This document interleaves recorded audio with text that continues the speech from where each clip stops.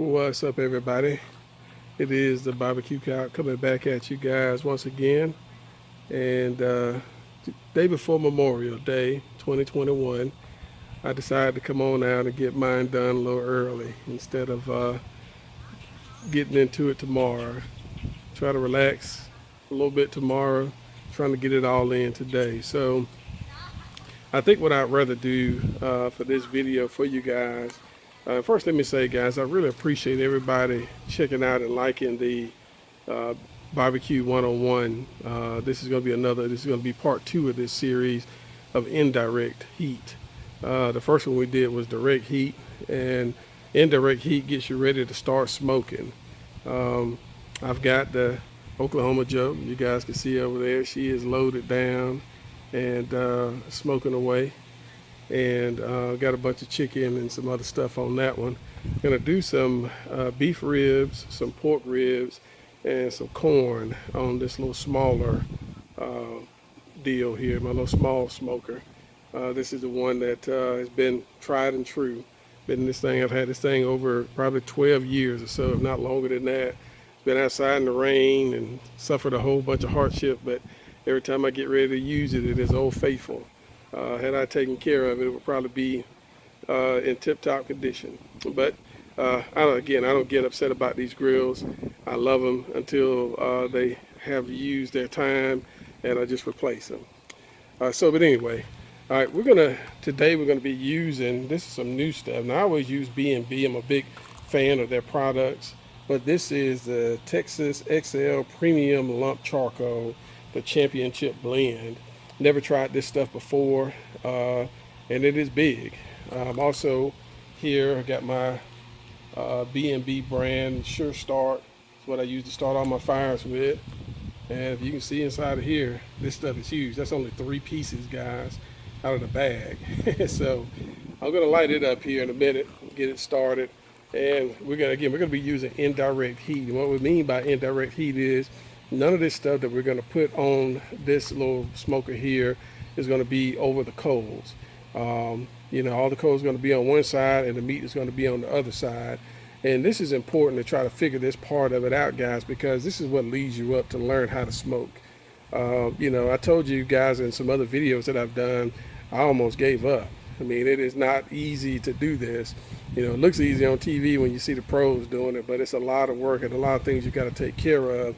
But this is, when I think about it now, this really helped me to get, to the point where I could, smoke and be pretty good at doing it. So I'm not saying I'm the best by any means, excuse me, but I am pretty good at it.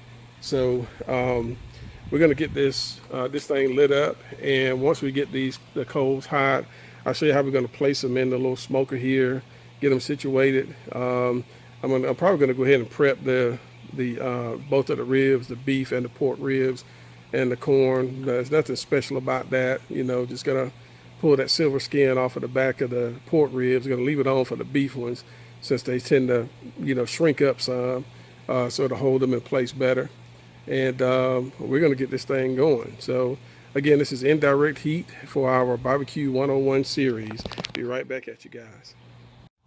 All right, everybody, we got the ribs prepped here, as well as the beef and the pork ribs, and we got 4 ears of corn. For the rib rub, I used it was a little mix that I had made up of some stuff.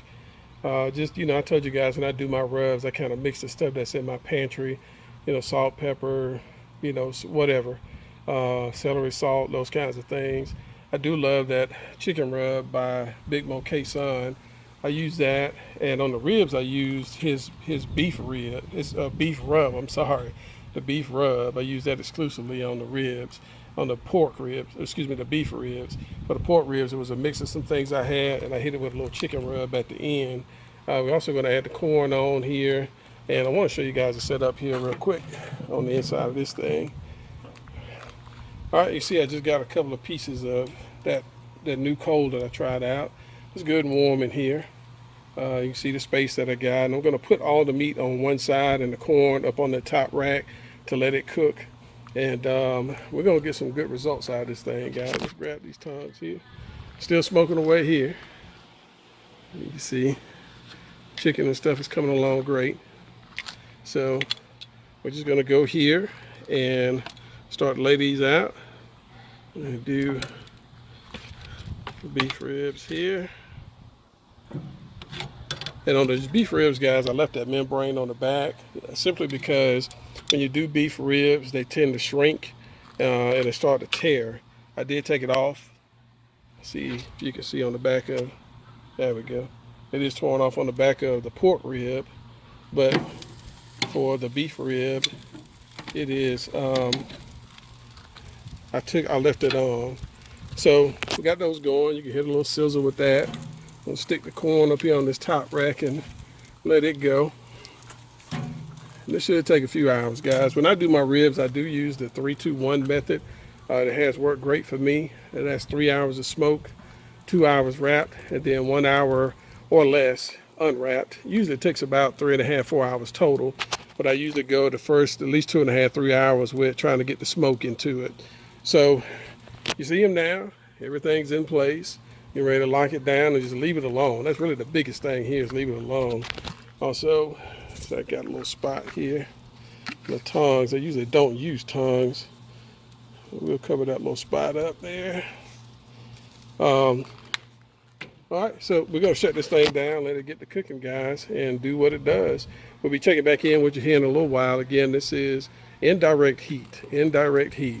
Got all the heat on one side here, food on the other. There's no coals up under the meat itself. We're gonna let it cook down using the 3-2-1 method for our beef ribs and our pork ribs. See you guys soon.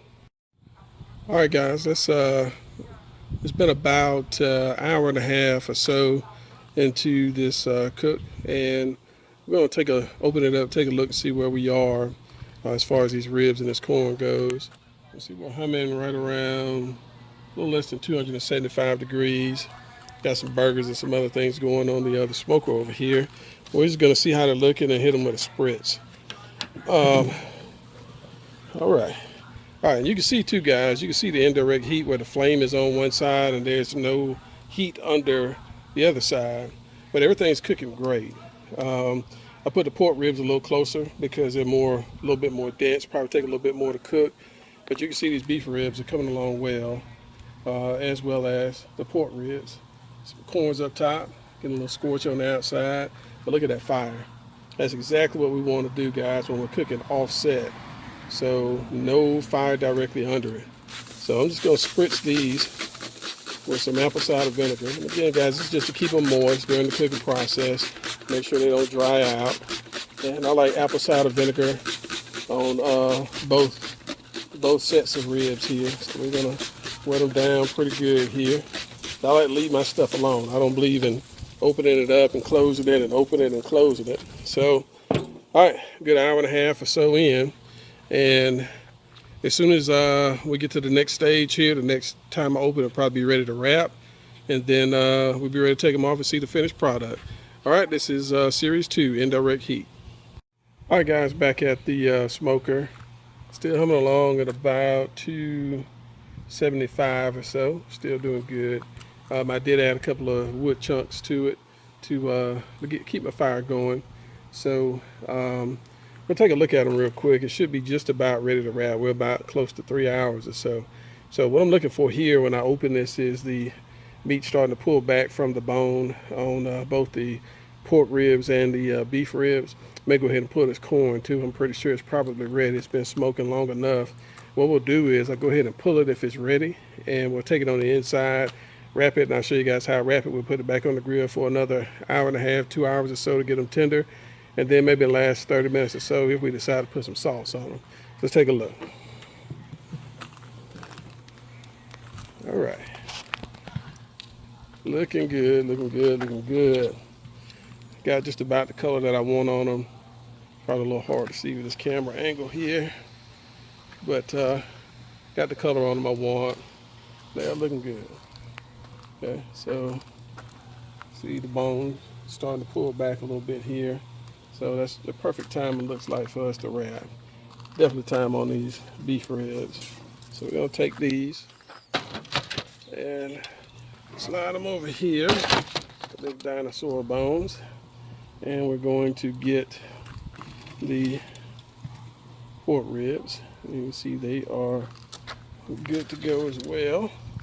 And I think I'll go ahead and take this corn. Got a couple of hours on it. We'll take those as well. All right, guys, fire's still going good here. You can see. So we're going to shut it down and make sure we keep our heat in. And we'll be back out here in just a few minutes. We're going to wrap them. Once I get them wrapped, then we'll put them back on the smoker for good 2 hours, hour and a half, 2 hours, just until the tender. And then we'll take them back off. Also, too, guys, I want to say this. This is the setup again, and I can't stress this enough, to get you ready to start smoking when you move over on this side. Okay, we're getting you ready for that. Okay, so this is series number 2, offset. So that's having all the heat on one side. Again, we'll take a quick look. All of my heat is on one side here. You can see all the coals on one side. There's nothing over here where my food was cooking at. So that's your offset, and you can see the smoke that's coming from it is giving me the smoke flavor inside of my meat. And this is going to get you ready to smoke, guys. This is what I did. This is the process I took. Not saying this is the only way to do it, you know, but it was certainly easier doing it this way, learning. So we'll be back in just a minute. Let's wrap them up, get them back on the smoker. All right, guys, we are back inside. You can see here we got the ribs here. Set the corn over here and something else. But all we're going to do is, well, let's talk about what we have here first. This is a mixture of brown sugar, honey, and this is natural and organic honey. Not that it makes any difference. I'm not sure that it does or not. And a spray of the apple cider vinegar that I've been using. We're going to take these ribs and put them in this mixture with the meat side down to them. And all we're going to do from this stage is cover them up real tight. We're going to wrap them because, again, this is going to be the last time that, uncovered, you'll get a chance to see them and to get any moisture to them without opening the foil up. We're going to follow the same procedure for the pork ribs and for the beef ribs. We'll do the exact same procedure. Okay, so it's not going to be anything different. So I just wanted to show you that real quick. So sometimes I don't put honey, and I may just use brown sugar with the beef ribs because the sweet's okay with me, but the apple cider vinegar kind of balances that rub that we used. So and I think I have the rub here. Let's see, it is another Big Mo K-Sign. I tell you guys I'm a big fan of his. This is his beef rub that I use for the beef ribs. It was a mixture of stuff that I had. Some stuff I had left over in an old Big Mo K-Sign chicken rub. It's all gone now. But it was just a mixture of stuff I had here in the house that I mixed up to shake on it. And also, guys, I love this black pepper. Badia, I guess is how you pronounce it. They've got a salt and a black pepper. These are excellent. When I do the briskets, I love the way that Myron and those guys do that brisket. So a lot of them only use salt and pepper. And that's the salt and pepper that I love too. It's in the local Walmart stores. So I love those brands. But anyway, we're going to do both of these the exact same way, guys. We're not going to try to hold this and wrap it because I want to make sure that it's wrapped up good and tight. Because again, this is going to be the last time we're going to see it. Probably will spritz it on the back side, and then we're going to turn them where they'll cook with the bone side. This part will be down, okay? So I'm going to spritz it real quick, roll it up real tight, wrap it up, maybe put a double layer on it. And when we get ready to come back and get it, these bones will probably be ready to pull out on their own. They'll be so tender. So we'll see that here shortly. So we're going to wrap them all, put them back on the smoker, and get it back going. See you guys shortly. All right, guys. Got a good hour, 45 minutes, 2 hours, just about at the on the smoker with the ribs. So we just got to pull here back inside. You see here, I got some barbecue sauce. This is just some Sweet Baby Ray's. This is one of my favorites. Never really played around with making sauces. Kind of put that on the bucket list. But I like Sweet Baby Ray's. I like the flavor of it, like a sweeter sauce. So that's what we're going to base these with and put them back on the grill. Now, if you remember how 3-2-1 works, it's basically 3 hours of smoke, 2 hours wrapped, and then 1 hour on the grill with your sauce on it to let your sauce set. Typically, the last hour is an estimate. Typically, it doesn't take a whole hour for this stuff to set. It just depends on how how tender your meat is now. So we're gonna wrap them and see how tender they are. Another thing too, guys, I warmed this barbecue sauce in the microwave. One of the pro tips that I got from watching Barbecue Pit Masters, and I used to do this all the time before I started really paying attention on the show, is that you never want to put cold sauce on hot meat. So these are extremely hot. They just came off, and try my best to work around here to get these things uncovered with one hand here if I can. Or I may just try these tongs to see if I can tear through some of this to get to them. And you can see that looks delicious. Meat's drawn up. Meat is good and tender. You still see it's wet, drawn up off the bone. Still plenty of meat though. Now this is another reason why I prefer to leave that skin on the back when you do beef ribs. This is one of the beef ones. It'll cut through fairly easily, but it leaves a lot of your meat intact. You can see that is just tender to the touch. Really, really tender. All right, let's take a look at this one. See what we got. This is the pork rib, and you can see the same thing on this one. Nice and tender. Looks really, really good. It almost folds in half when you pick it up. It's just that tender. See the bones are starting to protrude from it, but that is good and tender. I can almost pull that apart if I keep jerking at it. And this is our last one. This is the other beef rib. And that one's so tender it tore when I pulled the aluminum foil from it. Okay. Same way. Pulled away from the bone. It looks really good. This one probably went a little too far, but you still see that meat is good and tender. That's in it. I almost tore it there. Look how easy that came off. Just pull that from there. It just crumbles. That is so tender. All right, guys. My next move is, you see all the ribs. We're gonna put a little barbecue sauce on them, and this is the one. So it's not gonna take an hour, I would think, to let these set. It's just long enough to let the barbecue sauce set in on them. So we'll start with the pork rib and just give it a good douse of this Sweet Baby Ray's. And we'll get this bad boy ready to get it set back. Let this barbecue sauce set in on it. Shouldn't take long. I would say 20 minutes, maybe max. We'll hit these beef ribs with it. Let's see.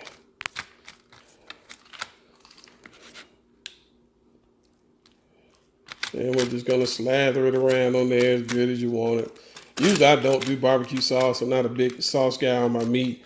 I always tell folks, if you gotta, use barbecue sauce, that is, you're trying to mask something else. Everybody's got their own opinion on it. Usually when I eat it, I don't. But for the 3-2-1, I do kind of like to do it, just to have a little extra layer of flavor for it. So we'll knock these out, get the sauce on them, get them back outside, for the one. And again, this may take just a few minutes, guys. It may not take long at all for these to set, for this barbecue sauce to set up on these. So we'll hit it good and take them back outside, put them on the smoker just 30 minutes or so, maybe. We'll leave the lid up. And I got some other pieces of chicken that I may take out as well. But that's them with the glaze set on them. And once we get them back outside, we'll let that sauce kind of set in, and we'll be done with these bad boys. And then we'll show you the entire cook, what I was cooking on the indirect heat and what I did on the smoker. We'll give you a look at both. All right, see you back in just a second. All right, guys, and this is the last stage of the one. You can see already, the bone is falling out of the beef rib over here.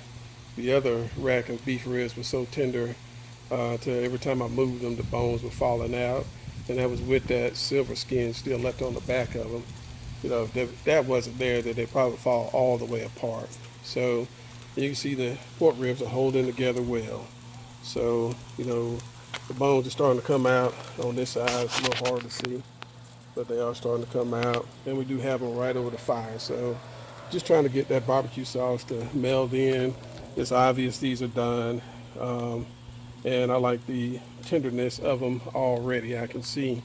So, all right, just a few minutes, guys. I'm gonna pull these off, take them back in the house, let you see the entire spread. May cut them up, let you see how tender they are, how things turned out. But overall, very good cook. The 3-2-1 on indirect heat. 3-2-1 on indirect heat. So the corn turned out well, the beef ribs and the pork ribs. See you guys inside for the final shot. All right, guys, and now the finished product. This is the beef ribs here at the top. See, they came out really good, nice and tender. See, they just fall off the bone here. They're so tender. They're able to separate those. You see how tender that is. Bones just falling out of it. These are the beef ribs, the pork ribs. And cutting into that, you can see clean off the bone. You see how that is. That's how well those are cooked. When you cook them like that, you know that is a done rib. Also, guys, on the smoker, I put a couple of T-bone steaks. What we have here, some lamb chops. Never done those before. First time, so looking forward to trying those out. There's some burgers here, some chicken. I have to have my chicken breast. Some baked potatoes, and these potatoes are so soft. I tell you, I love one that's on the grill, as well as some corn. So put a little butter on the corn, wrap it in aluminum foil, and put it down. Got the baked beans going over here in the oven, waiting on those. About to make my famous coleslaw. Again, big shout out, guys. Love these products from Big Mo K-Sun. And the chicken rub, the beef rub, love that pepper. Also, guys, too, I got one of the next videos that I do. I'm trying to do a brisket. My wife got me Myra mixing books for Christmas, and I've been reading up on some of his brisket recipes. And he does a hot and fast brisket. It should take about 4 or 5 hours, I believe, instead of the 12 like most people do. So I'm going to give that a shot, to give it a try and see how that does. All right, guys, till the next time, be safe. This is the Barbecue Cow. Had a good time showing you guys this.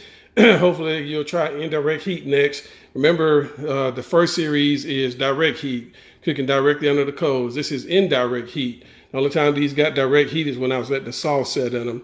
So this is indirect heat on this one. And we're going to try some brisket, try to move you up to the next level to get you to smoking. Had a great time with you guys. Remember, be safe. Always, guys, if you have any questions or comments, good or bad, I always welcome those in the comments. You can see I try to respond to everybody, regardless of whether it's good or bad. I'm not perfect, certainly not saying I'm the best barbecue guy that ever was. I'm just a cop who loves some good barbecue. That's it. So again, signing off. Barbecue Cop is out. See you guys next time. Thanks. Be safe.